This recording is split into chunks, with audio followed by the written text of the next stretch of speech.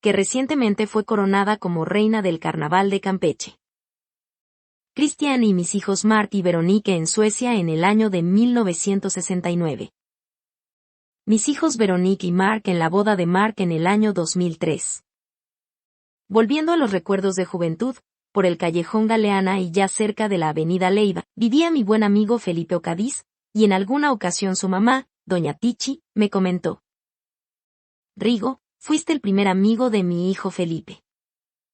Con Felipe corrí las primeras aventuras juveniles, ya entusiasmado por las fiestas y primeros enamoramientos de joven adolescente, y recuerdo que una vez nos invitaron a una fiesta de 15 años con unas vecinas de Felipe que vivían por la Leiva, a un lado de la gasolinera del señor Magallanes, y sucede que el papá de la festejada nos dispuso en una mesa privilegiada y luego nos trajo una botella de whisky, que todavía en esa época, nosotros no iniciados todavía en eso de las bebidas alcohólicas, ni siquiera abrimos.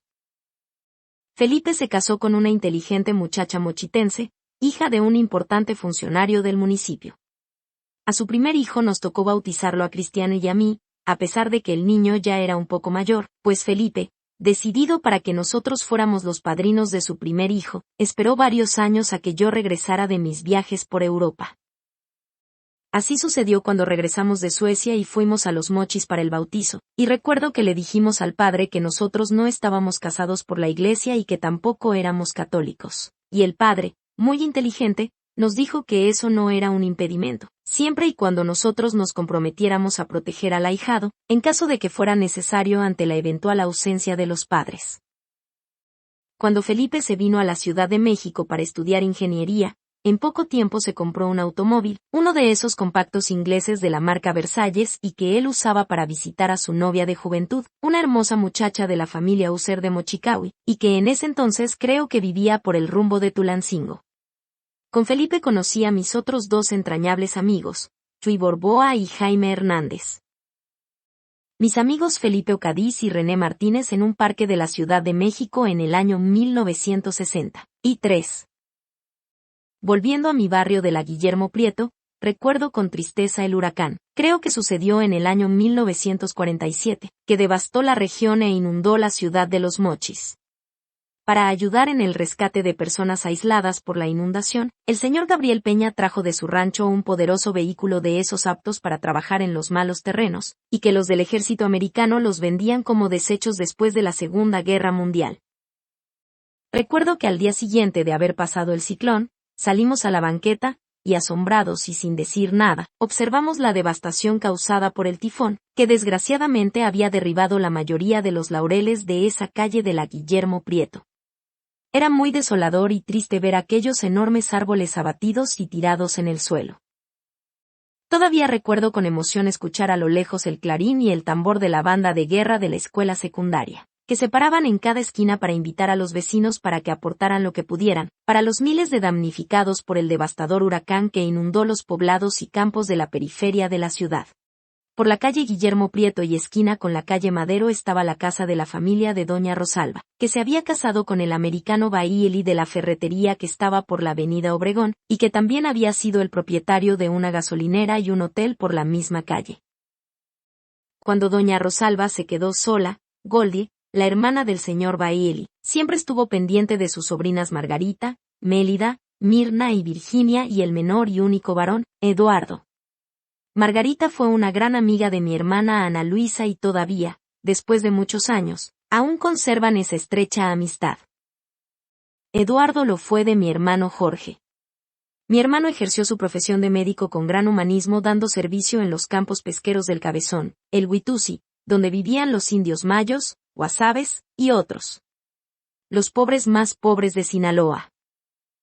Ya en Guasave mi hermano se hizo socio de un sanatorio donde atendía a sus pacientes. Allí tenía un ejemplar de mi libro Río Fuerte, y orgulloso les decía a sus pacientes que su hermano había escrito ese libro, aunque dudo que él mismo lo hubiera leído por completo, así era mi hermano Jorge. Se casó con Irma Covarrubias, una atractiva muchacha de la sociedad guasavense y tuvieron 3 hijas, Irma Lisette, Mariela y Ana Georgina. Después mi hermano hizo familia con Angelita con quien tuvo a su hija que bautizó con el nombre de mi mamá, Luisa. Al igual que mi hermano Fernando, Jorge también era bueno para eso del básquetbol, y en Guasave tenía un equipo y hasta compró un terreno en donde construyó una cancha con gradas para jugar y entrenar. En la epidemia del COVID, el consultorio de mi hermano fue atiborrado de contagiados por esta enfermedad, a los que mi hermano no podía negarse a atender, y eso lo contagió mortalmente. Solo puedo decir que ahora ir a Los Mochis, para mí ya no es lo mismo porque Jorge ya no está. Mi papá con mi hermano Jorge en el año de 1955. Mélida y Mirna se fueron a vivir a Estados Unidos. Por cuestiones de preferencias religiosas de mi familia yo no había hecho la primera comunión, lo que le comenté a Mirna, y sin pensarlo 2 veces, ella me enseñó los rezos necesarios para comulgar, y así, sin ninguna ceremonia en especial, hice mi primera comunión. Cuando todavía éramos niños, los domingos mi papá nos llevaba a pasear en la camioneta y siempre invitaba a las hijas de doña Rosalba, porque según él, ellas cantaban muy bonito. Dábamos unas vueltas por la ciudad y luego nos llevaba a tomar un helado o un raspado. A una cuadra de la Guillermo Prieto y por la avenida Morelos vivía la familia Saquelares de origen griego. El papá se dedicaba al transporte público con un tranvía que hacía el recorrido a Sinaloa de Leiva, y en un viaje que hice con mi tía abuela Rosita, recuerdo que en el camino el señor Saquelares se paraba en los pueblitos para comprar gallinas, huevos y quesos que luego vendía en la ciudad de Los Mochis. En aquella ocasión recuerdo que mi tía Rosa le dijo con una melodiosa voz que nunca olvidé: Ángel, Ángel, y luego el reclamo. Nos estamos retrasando mucho y vamos a llegar de noche. Por la misma avenida Morelos y enfrente de la casa de los Aquelares vivía la familia Apodaca, muy conocida porque el papá había sido maquinista del ferrocarril de la compañía azucarera. A las hijas, muy bonitas y pelirrojas, que pasaban enfrente de la tienda de mi papá, yo nunca las traté.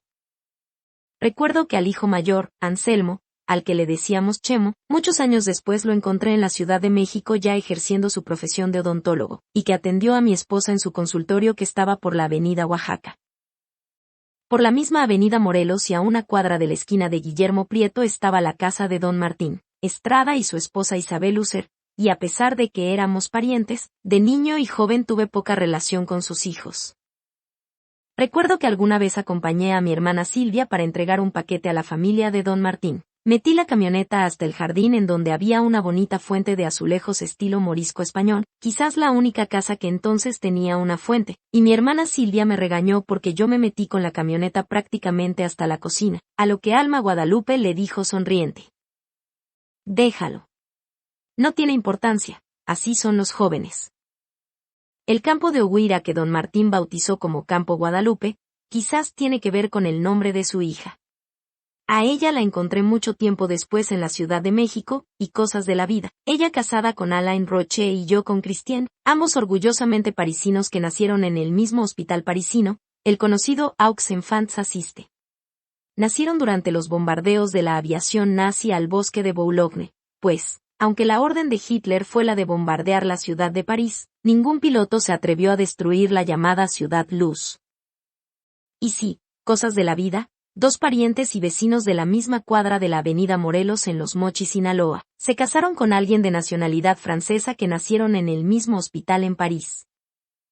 Marta, otra hija de don Martín, me dijo recientemente que en los últimos días de don Martín, mi papá iba todas las tardes a platicar con él, y a la vez que pelaba una manzana, trataba de convencerlo para que se fuera a curar a los Estados Unidos. También me dijo que de niña, ella esperaba con ansias la Navidad para que Santa Claus le trajera las deliciosas paletas Sugar Daddy. Hasta que me di cuenta de que el Santa Claus que traía esas paletas, era tu papá, era don Urbano. Y en efecto, para nosotros sus hijos. Para sus nietos y muchos niños del barrio y hasta de la ciudad, la Navidad llegaba cuando llegaba mi papá. Era pues, el Santa Claus que esperaban los niños. Al respecto recuerdo unas vacaciones en Los Mochis que pasamos la Navidad en la casa de mis papás, mi esposa Cristian, al observar la alegría con la que mi papá veía a sus nietos disfrutar de los juguetes y regalos que les habían amanecido, me dijo: nunca había visto a alguien disfrutar tanto, al ver la alegría de los niños con sus regalos. A Martincito, el hijo varón de don Martín, que de cariño los familiares le decían el querido, nunca lo traté de joven o de niño, pero sucede que la vez que yo presenté en Los Mochis el libro Río Fuerte, creo que le gustó el estilo, y con mi hermano Fernando me mandó saludar. El día de mi regreso a México estuvimos muy temprano en el restaurante Stanley S. Bar y Grill en Ohuira Bay, que está en el cerro de Topolobampo, y al mirar el reloj, me di cuenta de que todavía teníamos mucho tiempo antes de abordar el avión. Le pregunté a mi hermano Fernando: ¿cuánto tiempo nos llevaría a ir a la casa de Martín para saludarlo personalmente? Cuando mucho, pues un par de horas. Sin más tardanzas nos fuimos a Los Mochis y allí saludé a Martín, quien luego me propuso que yo escribiera la historia de su papá, y yo, que no soy un escritor, de inmediato acepté con mucho gusto, reconociendo también la enorme responsabilidad que esa tarea significaba, por la importancia que el personaje tiene en la historia de Los Mochis. Le pregunté que si quería una historia novelada o una biografía, y mucho me satisfizo cuando me dijo que él prefería una historia novelada en lugar de una biografía formal. Eso me dio mucho gusto, pues con este estilo de contar las historias, te permite presentar episodios con personajes reales o ficticios, que relatan con libertad la historia del lugar y del personaje según ellos lo entienden o vivieron, y también te permite proponer, en forma novelada, la personalidad no contada y poco conocida del personaje central, mientras que una biografía formal te constriñe a los datos y eventos precisos con cifras y fechas exactas. Don Martín, fundador de un emporio agrícola en Ohuira, fue el resultado final de ese proyecto, que, aunque no haya logrado méritos literarios, al menos tiene el de haber sacado del anonimato la historia de Don Martín, como bien lo dice Luz Helena Vargas en la presentación de mi libro. Don Martín fue un emprendedor que hizo bien lo que quería hacer y que le hizo el bien a muchas de las personas que conoció o que trabajaron para él, y no fueron pocas. Es un hombre que merece ser recordado y conocido por las generaciones que le siguieron. Este libro logra su cometido de sacar del anonimato a ese emprendedor, compartiendo con sus lectores, en una narración sencilla y emotiva, el curso de su vida. Agradezco a Carlos Rigoberto Luna la oportunidad de sumergirme en una historia de vida, que, aunque tenga elementos de ficción, tiene como trasfondo la inspiradora biografía de Martín Estrada, pionero mexicano de la exportación a Estados Unidos de las legumbres del Valle del Fuerte. Mi papá era originario de Durango, y mi abuelo Urbano era un destacado legislador de ese estado. Mi abuelo fue un decidido defensor del reparto agrario que surgió después de la Revolución Mexicana, y en la que también se repartieron las 2 haciendas de su propiedad. Yo no lo conocí, pero mi mamá y mis hermanos mayores sí lo trataron cuando viajaron a Durango en la ocasión de la boda de mi tía Emma. Mi abuelo, además de legislador, era una persona culta que le gustaba la poesía, y cada 10 de mayo para el Día de las Madres, le mandaba a mi mamá una carta con una poesía. Mi hermana Ana Luisa me contó que mi abuelo le hizo una poesía cuando terminó la escuela con muy buenas calificaciones, algo habitual en ella, pues mi hermana Ana Luisa siempre se distinguió por ser muy aplicada en la escuela. Además de su profunda religiosidad que la llevó a leer y estudiar la Biblia y la historia de los santos de la religión católica, Ana Luisa también leyó muchos de los libros que yo y mis amigos leíamos. Ella tiene una amplia cultura y es una conocedora en las filosofías e ideas de los personajes de la cultura universal, lecturas y conocimientos que muy bien comparte conmigo y Cristiane, y también con mi amigo Mario, quien la considera como su mejor amiga de juventud y su confidente con quien compartió sus inquietudes literarias. Cuando estudiaba en el colegio Sor Juana Inés de la Cruz, era la mano derecha de la familia, pues mientras mi mamá se dedicaba a sus negocios, Ana se ocupaba de la casa y también de cuidar y disciplinar a mis hermanos menores. Ella llegó a estudiar en un colegio de Estados Unidos donde conoció a Olga y Aurora Limón, y resulta que cuando nos venimos a vivir a México, casualmente se encontró con Aurora por el rumbo del Monumento a la Revolución, cerca del Banco del Ejército donde creo que Aurora trabajaba. Allí se logró una amistad de las familias que culminó con el matrimonio de mi hermana Silvia con Leobardo, quienes tuvieron 2 hijas, Leti y Claudia. Leti se casó con Ricardo y Claudia con Ángel, con quien tiene una hija, María Fernanda.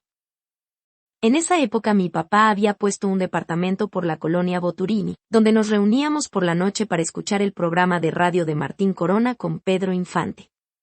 Allí iba Leobardo a visitar a mi hermana Silvia, muy bien cuidada por mi abuela que se había venido de Los Mochis para estar con nosotros.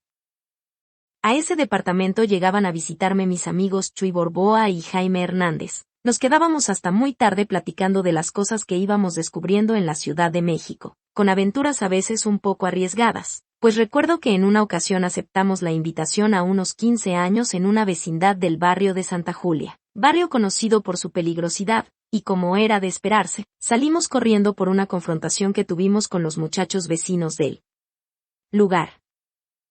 En esa época nos tocó la edición mexicana de la Prohibición, pues al regente de la Ciudad de México, el sonorense Uruchurtu, se le ocurrió ordenar un decreto por el que todos los antros y bares de la ciudad deberían cerrar a la 1 de la mañana. Lógicamente que los citadinos se las arreglaron para darle vuelta a tal descabellado decreto, y muchos se iban a los límites con el Estado de México, por el rumbo del toreo de Cuatro Caminos, para conseguir licores y seguir con la fiesta.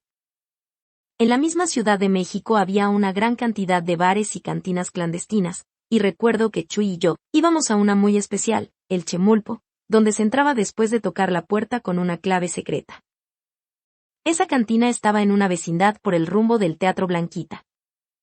El lugar era muy rudimentario, sin servicio de meseros y escasamente amueblado con unas sillas y mesas sin manteles, en donde nos ponían una botella de ron Castillo, y así, en la penumbra de la sala solo iluminada con unas velas, pues tampoco había luz eléctrica, los trovadores nos cantaban las canciones de Guti Cárdenas y también la muy conocida, Desdén, de Licho Bonfil, una de las preferidas de mi amigo Chuy. Mis amigos Jesús Borboa y Jaime Hernández, conmigo en el año de 1959. Chuy vivía por las calles de Milán y Jaime vivía en una pensión de la calle de Lucerna donde conocimos a Rodolfo Torres, que fue un buen amigo y guía de la pandilla de mochitenses. Rodolfo trabajaba en la Secretaría de Comunicaciones y Obras Públicas, y nos llegó a conseguir pases en el vagón de correos del ferrocarril que iba a San Blas, Sinaloa. Él era un hombre muy ordenado y culto, que contrastaba con el desparpajo de los jóvenes muchachos que veníamos de los mochis. Con Rodolfo conocimos algo de la historia prehispánica y hasta nos llevó a las pirámides de Teotihuacán, para conocer algo de los muchos vestigios de las culturas prehispánicas que culminaron con la maya y con la de los aztecas. Esta última, que en 1321 fundó la Gran Tenochtitlán en una isla en medio de un lago, y que hoy es la hermosa e interesante Ciudad de México. Pero quizás lo más importante es que con nuestro mentor y amigo Rodolfo, conocimos a sus amistades, entre las que destacaba la muy educada y católica familia Castañeda. Esta familia generosamente nos acogió en su casa y con frecuencia nos invitaba los fines de semana a merendar. En esas reuniones Jaime hacía gala de sus dotes de gran bailarín, con lo que cautivó a Marta, la sobrina preferida de la familia, y que luego fue su novia de juventud. Pero Jaime también es bueno para cantar, y entre todos nosotros, es el único que podía imitar el entonado grito con el que Jorge Negrete acompaña sus canciones. En los mochis, y ya muy tarde en las noches, cuando andábamos dando vueltas por las calles de la periferia de la ciudad, yo emparejaba mi camioneta al pequeño automóvil europeo de Lucina Oregel en el que también iban su hermana, Virginia y sus amigas Gisela y Dolores, y recuerdo que Jaime empezaba a cantar con su buena voz de tenor. Una serenata, pues.